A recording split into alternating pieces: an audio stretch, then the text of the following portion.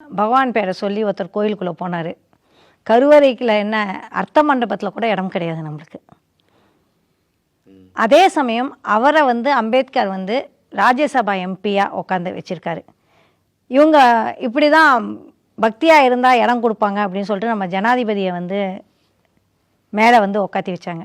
அவங்களுக்கு அவங்க செய்கிற பூஜையில் கூட இடம் கிடையாது. கடவுள் எந்த இடத்துலையும் இடம் கொடுக்காதவர். ஆனால் அம்பேத்கர் எல்லா இடத்துலையும் எல்லாரையும் இடம் கொடுத்தவர். கடவுள் இடம் கொடுக்கலன்னு நான் சொல்ல மாட்டேன்.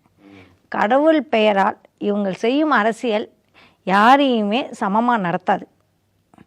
சமமாக நடத்தாமல் இஷ்டத்துக்கு பேசுவது தான் இவங்களோட அரசியல். எத்தனை தடவை நாமத்தை சொல்வதனால், கடவுள் பெயரை பேசுவதனால் அது பர்சனல். நீங்கள் பெட்ரூமில் ஒரு விஷயம் செய்வீங்க, பூஜை ரூமில் ஒன்று செய்வீங்க, சமையல் ரூமில் செய்வீங்க, அதெல்லாம் வீட்டில் செய்கிறது. அரசியல்னு வந்துருச்சுன்னா பர்சனலை கொண்டு வரக்கூடாது. அது வேறு.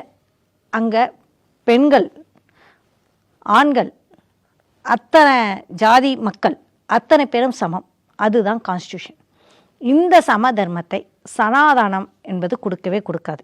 சனாதானம் அப்படின்னா நிரந்தரம்னு அர்த்தம்.